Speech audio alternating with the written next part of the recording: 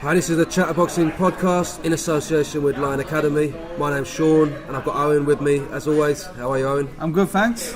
Okay, we've got a couple of things we're going to talk about today. We're going to talk about the Frampton now Santa Cruz rematch this weekend, and we're also going to talk about David Haye linking up with Richard Schaefer to start their promotional company Haymaker Ringstar. Is it Ringstar? Haymaker. I think it's Ringstar. Haymaker Ringstar. I think he got his name on it first. Yeah.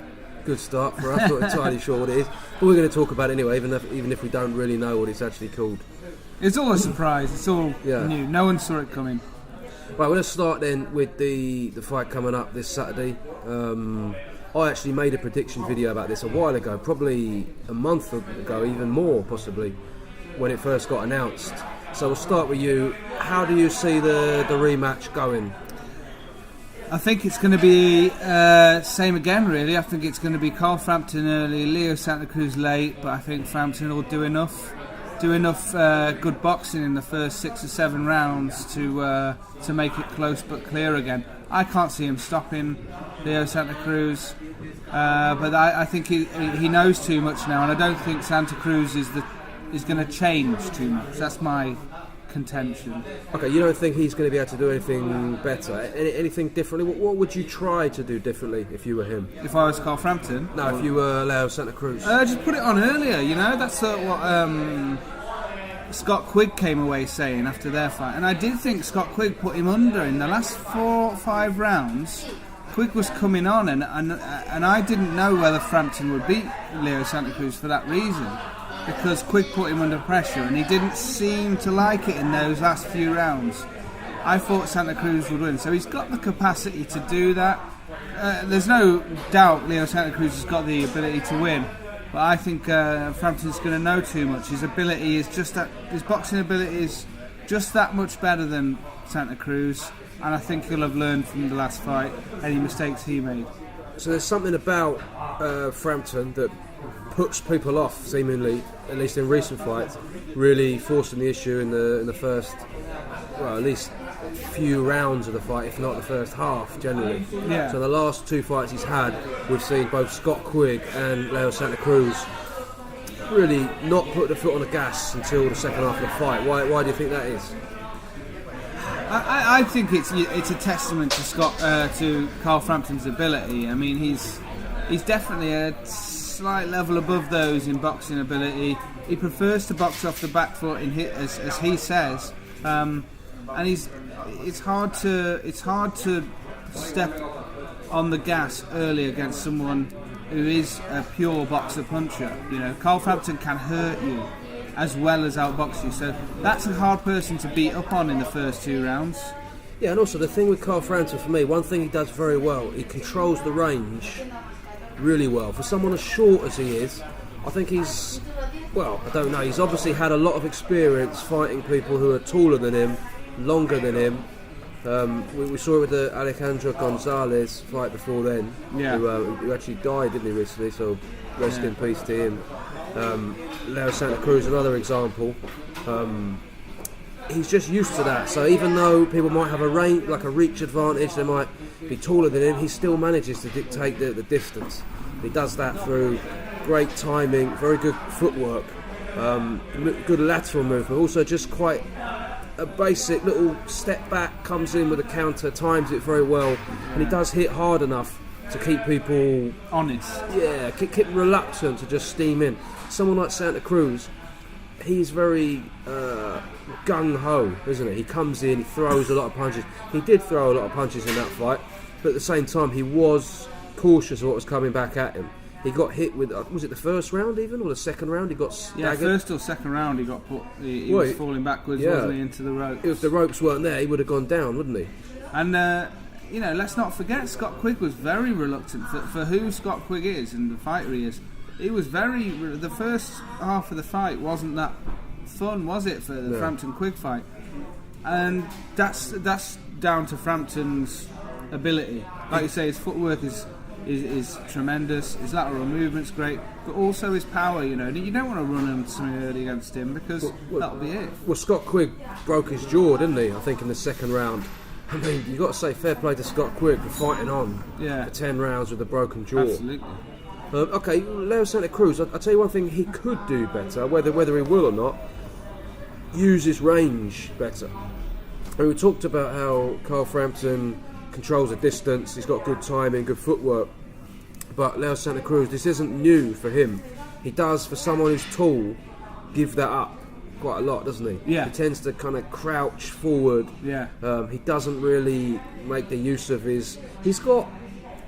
I don't know. I mean, he does do straight punches, but he's got. He never really gets full extension on them. I think that's something that definitely they will have looked at, and I think they will be trying to implement that in this fight. Whether it's successful or not, I don't know. Whether you can turn that around straight away, but I definitely think using his reach more and kind of trying to extend his punches a bit would be the way to go for him. Well, I can't really argue with that because it's something he didn't do well in the first fight. But whether he can change enough to beat someone at the level of Frampton on the outside, change his whole game around, not the whole game around, but I think people like this revert to type. I really do. I don't think you're going to see an evolving fighter, personally. Yeah, I think like an immediate rematch doesn't normally go well, does it, for the person who loses? No. It's not always. It's not usually the best idea. I think we should bear in mind that it was a close fight. Yeah, I think close but clear. It's one of those ones. Yeah, but it's not like Leo Santa Cruz got battered or got like outclassed. I mean, I've seen some people. I don't agree with it. Some people say that Leo Santa Cruz won.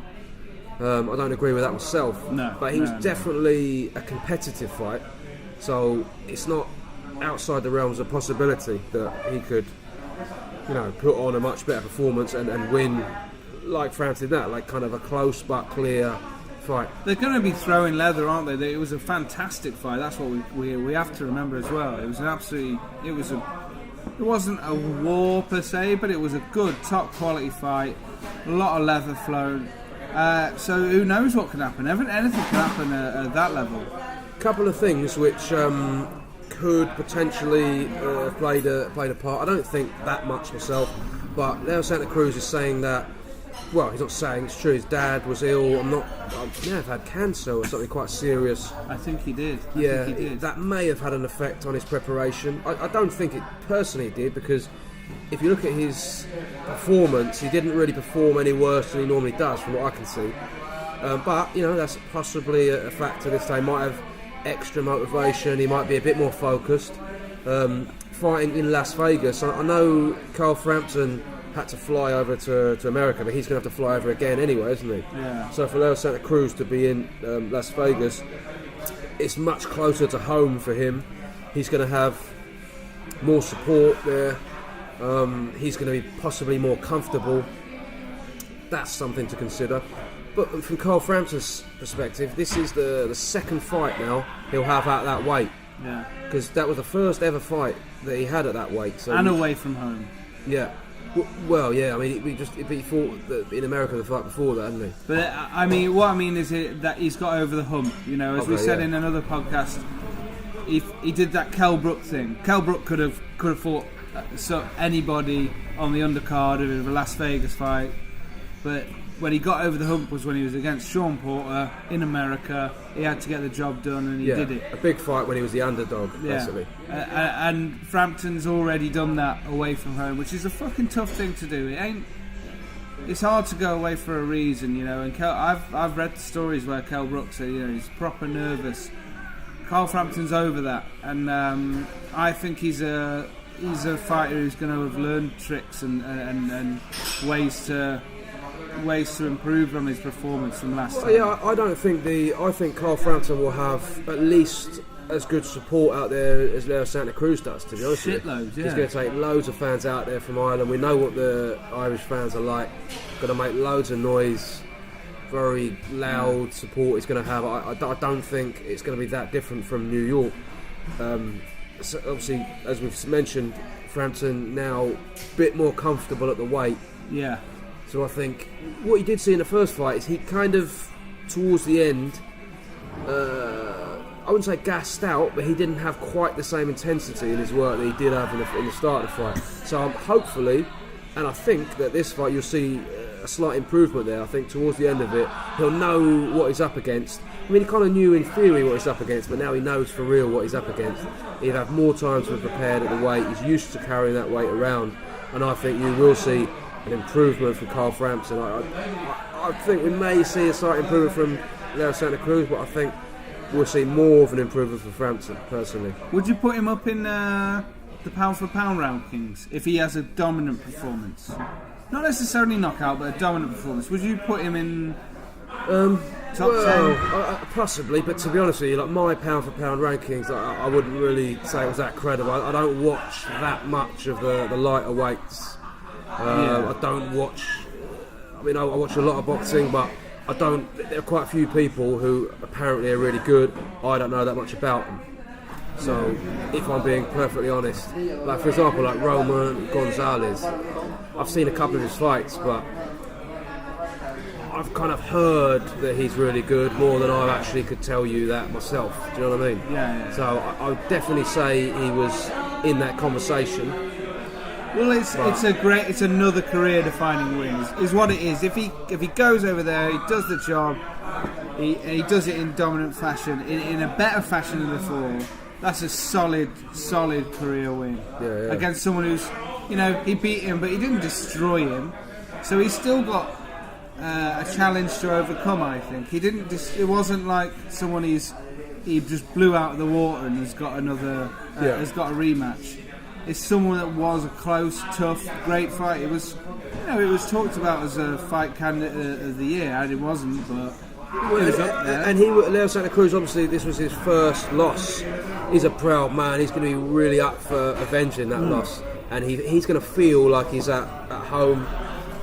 I don't think he may have felt like he lost the fight, but he certainly didn't feel like he got outclassed, or he's not going to have lost that much confidence, I don't think, really. Well, you got to think, he's a golden boy fighter, isn't he? He certainly always was, I believe. And they've got clever matchmakers. They know the score. They know, he's got people around him he's an Al Heyman fighter, which Carl Frampton is as well. But I consider he's got a good team around him from all I can tell. Yeah. They've made the decision as well. Let's go for this. We think it was good enough. We believe in our guy. Let's hope we get fair judging. Yeah, hopefully. All right, final prediction then for this fight. I think Frampton, another points win, slightly wider than before. I'll go for Frampton on points. I wouldn't be that surprised if he does stop him, because now he's a bit more familiar with him. He kind of knows what to expect. I think he'll be a bit more comfortable at the weight, and I do think that potentially Leo Santa Cruz could really go for it in the later rounds. I said that in my prediction for the first fight. I kind of say, it's exactly the same, and I'm sticking with it. I think that Frampton's going to win on points, but I think it's very possible that Leo Santa Cruz could get stopped late on if he gets too reckless. That's what I think. All right, very quickly then, before we move on to the David Haye fight. What would you like to see? Let's talk about like Frampton if he wins, because that's a bit more interesting for us, obviously being in the UK. What would you like to see him do if he does win? Who would you like to see him fight next? I'd love to see him in against Selby. That's where I'd love to see. I'd love to see him in against Selby. Anyone English, really. Anyone kind of on the British scene. Yeah, or Welsh. Yeah, all Welsh. Sorry for the Welsh. Sorry about that. We'll claim you if you're good. Yeah. Joe Kawasaki, he's English. He was actually born in England. That's a fact. Right, nice. Sorry. Again, sorry. Digging our own hole here for any Welsh listeners. Who would you want? Yeah, well, I mean, ideally, I'd like to see. Well, I think the Lee Selby is obvious because that would be in Belfast. Yeah. I think it's going to be like a big UK fight. I do rate Lee Selby. After that, I mean, there's loads, aren't there? I mean, you've got Gary Russell Jr., Oscar Valdez. I really rate him. So I'm a big fan of him. Leo Santa Cruz as well. I'd like to see him against Oscar Valdez, Gary Russell. Guillermo Rigondeaux. I want to see this Guillermo Rigondeaux situation in trend. Hopefully he moves up. I'd like to see him fight Frampton. They don't That's like a fruity this sort of one. hanging around. That's a Yeah, fruity one for me. Talking about Lomachenko as well, if he goes up, that's a tough fight. I think That's a step too for far. For me, Lomachenko beats anyone 135 down. Anybody on this planet, 135 right now, down. even like Jorge Linares, lightweight. Yeah. I'd I'd back him against anyone lightweight down. Okay, well we'll save that for another one because we could be here all day with that. I definitely think he beats all the featherweights and super featherweights. All right, let's talk then briefly about this David Haye, Richard Schaefer. Didn't see that one coming. I was impressed. That was my first thought. Initial reaction, I couldn't. Initial reaction, I think I said to you before. You know, when he was talking about I'm going to blow Eddie Hearn out the water and my promotions company is going to be this and that, I was like, yeah, bullshit. But when he got on board with Schaefer, I was like, fucking clever. Yeah, that's a good ally to have. I mean, Schaefer obviously, I think, was he like a Swiss banker or yeah. something? So yeah, the Swiss banker, that's what they call him. Yeah, so yeah, he knows his onions when it comes to finances and stuff like that. He's obviously very well connected in America. As far as I know, quite well respected as well. I mean, I don't know exactly. There's some very dodgy stuff going on with a sort of golden boy at the moment. I don't know if you've seen any of that. Al Heyman, are they? Yeah, but there's some quite there's some dodgy stuff. There's like some emails, like some very racist emails, and no, I don't know anything about this. What's basically some journalist who's, I don't know who he is, I've never heard of him before, but he's written an email to them referring to Al Heyman. First of all, it was like the Black Hitler, and then like he called him like that nigger, like Niwger, and then talking about plans effectively to sabotage Al Heyman's business. So Jesus. yeah, some pretty. And who's he connected to? Is this The connected journalist. Is he connected to Golden Boy? Because they Well, own the Ring magazine, don't they? Yeah, I don't think he's that prominent, but he's some kind of journalist who knows them well enough to be using that kind of language, you know, when he's talking to them, obviously. So they're in court at the moment. So yeah, who knows what's going on there? But I haven't really looked into it. But it does look very, very, I don't know, unsavoury to say the least. So Richard Schaefer, he's obviously split from Golden Boy. I'm not sure what his relationship is with Al Heyman, because a lot of these fighters went to Al Heyman from Golden Boy. Yeah. So I don't know how involved in all this situation he is. So that's why I say I don't really know like what his reputation is over there within the business.